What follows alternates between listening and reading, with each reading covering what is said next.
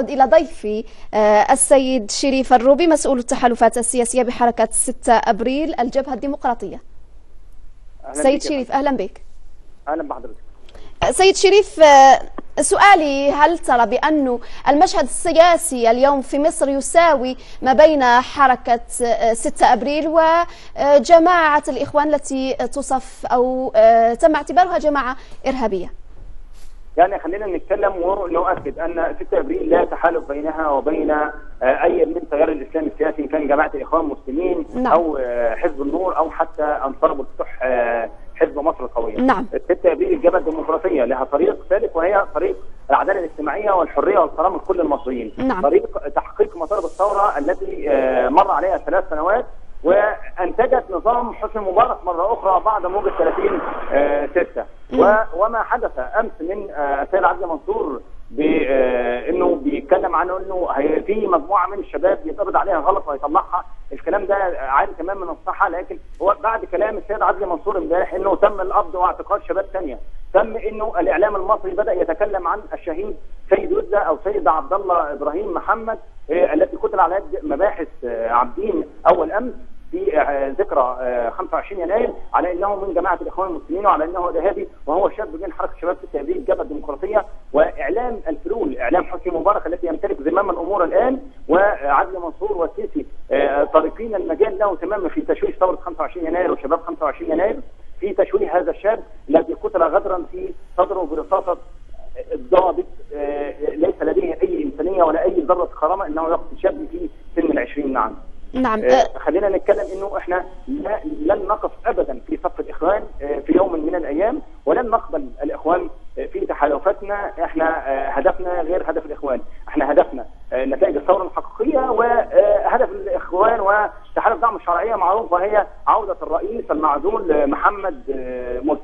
واحنا اول من تحدث عن عزل مرسي وعدم الاعتراف بمرسي في 6 ابريل 2013 في مدينه المحله في احياء الذكرى السادسه لانشاء حركه شباب 6 ابريل. نعم. طيب سيد شريف، يعني اعتقد بانكم ترفضون ترشيح المشير السيسي، أليس كذلك؟ يعني طيب سؤالي سيد شريف، يعني لماذا ترفضون ترشيح المشير وهو يعني يحظى بقبول شعبي، تفويض شعبي، الجماهير خرجت في ذكرى الثالثة للثورة وتطالب بترشيحه، مرشح قوي أصبح يوصف أو يشبه بشخصيات وطنية، مصر اليوم بحاجة إلى شخصية وطنية، كذلك القانون يسمح له بالترشح بصفته يعني إذا ما تنازل عن منصبه العسكري. لماذا ترفضون ترشيحه؟ خلينا نتكلم إنه إحنا عايزين رئيس مدني. طيب. وليس رئيس ذات خلفية عسكرية. والفريق عبد الفتاح السيسي يعني أنا يعني إحنا عايشين في مرحلة هزلية بجد، إنه النهارده يطلع السيد عدلي منصور يعطي رتبة للفريق عبد الفتاح السيسي رتبة المشير، وغدا يقدم استقالته، ثم الآن يخرج المجلس العسكري لتفويض السيسي ليترشح. ما دخل الجيش إن كان هذا الرجل سيترشح كرجل المدني؟ ما دخل الجيش في تفويض مرشح على آخر؟ ربما هي إجراءات داخل المؤسسة العسكرية لابد من اتخاذها سيد شريف. لا، المؤسسة العسكرية تكون خارج نطاق أي رئيس يترشح أو أي مرشح يترشح، ولكن خلينا نتكلم عن القبول الشعبي والانحياز الشعب. الشعب خرج في 30 لعزل مرسي، استغل المجلس العسكري او جهاز الشؤون المعنويه استغل شباب تمرد او ما يسمى بشباب تمرد لتلميع الفريق عبد الفتاح السيسي وفرضه على المجتمع المصري باي وسيله. ولكن نحن نتحدث ان السيسي لن يكن عبد الناصر. عبد الناصر كان يحارب احتلالا في 52 وكان زعيما بمعنى كلمه زعامه، ولكن السيد عبد الفتاح السيسي له كل التقدير والاحترام لوقفته هو والمؤسسه العسكريه بجانب شباب 30 يونيو او بجانب الموجه الثوريه في 30 يونيو، ولكن ليس معنى هذا انه الرجل الوطني الاول في مصر او هو الرجل الذي يصلح لاداره البلاد. ولكن خلينا نتكلم انه ما قاله المستشار عدلي منصور امس على ان الانتخابات الرئاسه اولا قبل البرلمان هذا يتيح نجاح او تقدم السيسي فقط دون غيره لهذه الانتخابات، لانه طبقا للقانون او طبقا للدستور ان يكون هناك لدى المرشح 30 عضو برلمان او 25,000 توكيل من الشعب.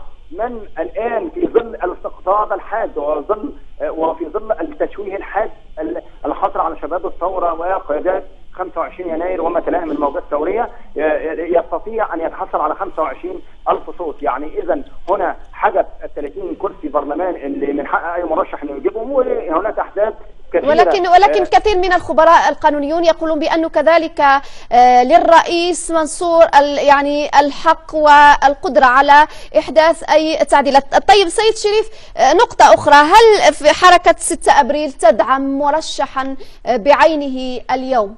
يعني احنا بنقول ان احنا ما بنرشحش شخص، تدعمون يعني على الأقل تدعمون أو تحبذون مرشحا بعينه. خلينا اكمل. انا بقول لك ان احنا في 6 ابريل لا نرشح مرشح بعينه او شخص بعينه، احنا نرشح برنامج انتخابي وضمانات لتنفيذ هذا البرنامج من اجل الارتقاء بمستوى الشعب المصري. نعم، شكرا جزيلا لك.